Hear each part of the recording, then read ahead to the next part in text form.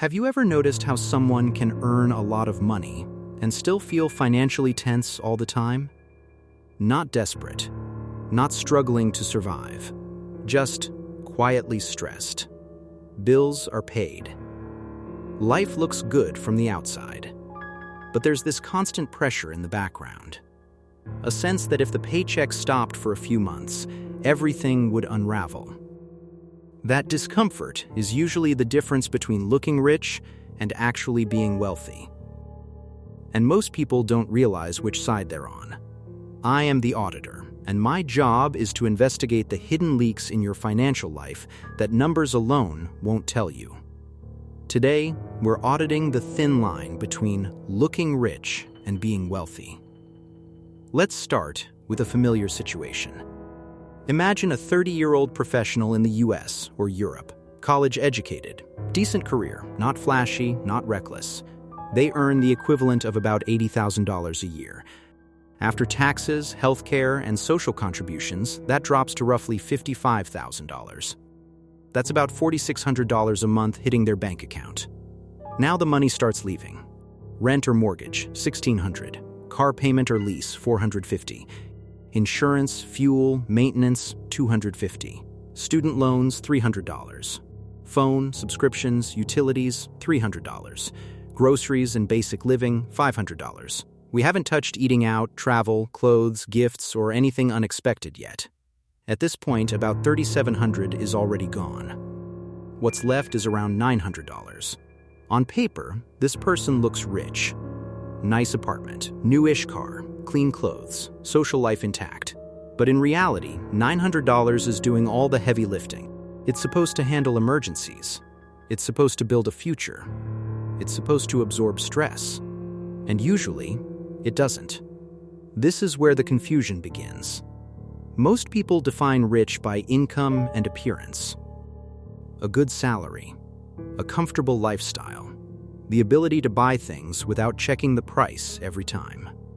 But wealth works very differently.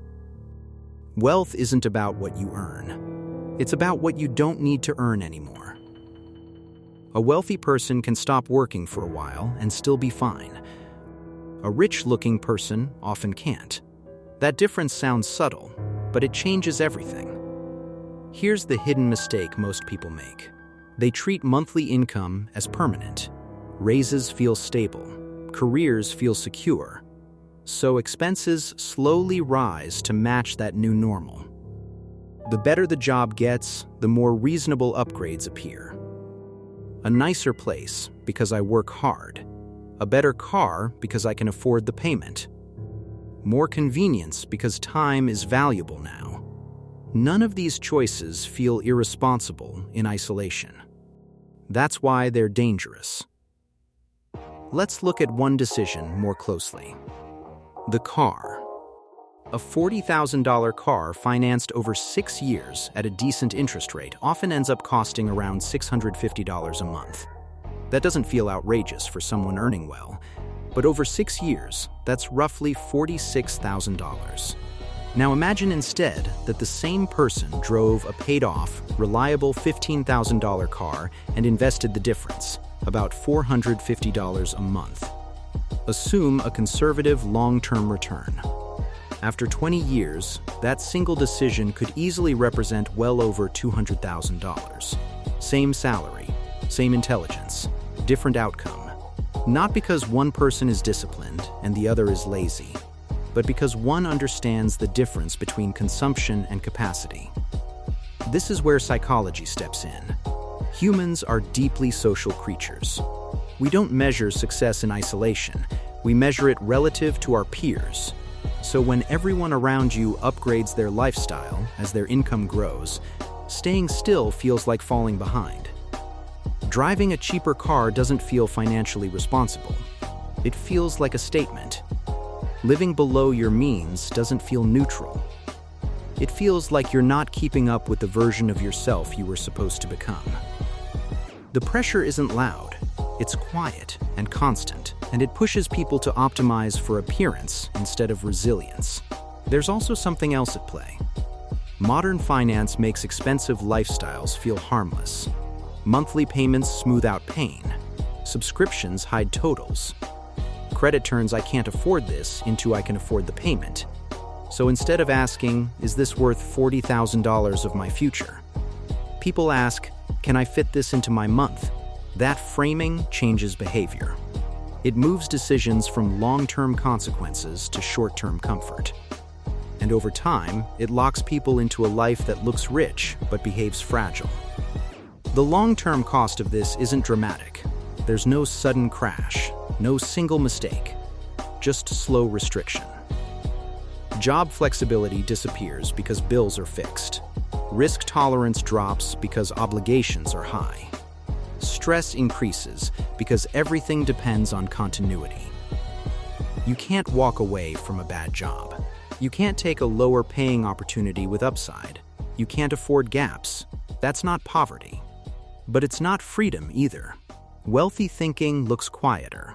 It doesn't chase upgrades as proof of progress. It focuses on optionality. Not how impressive does my life look, but how resilient is it? Wealthy people care deeply about how many months or years they could live without income. They think in buffers, not bonuses.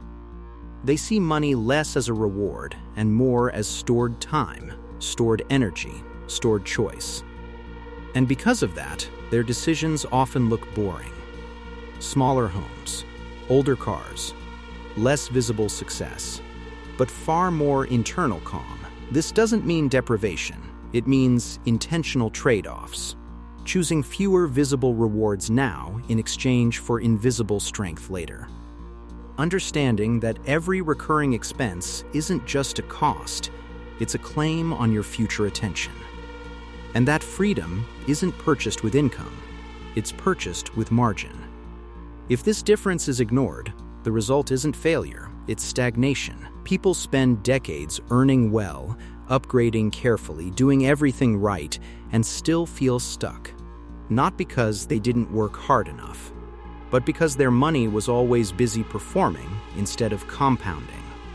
If there's one idea worth sitting with, it's this: being rich is about lifestyle. Being wealthy is about leverage over your own time. One is visible, the other is powerful. Most people are never taught the difference. They're just taught to climb. So if you've ever felt confused about why earning more didn't bring the relief you expected, it's not because something is wrong with you. It's because no one told you what to optimize for. That awareness alone doesn't change everything. But it changes how you look at the next decision. And sometimes, that's enough. If this perspective helped you see money a little more clearly, you can support the channel by liking the video or subscribing.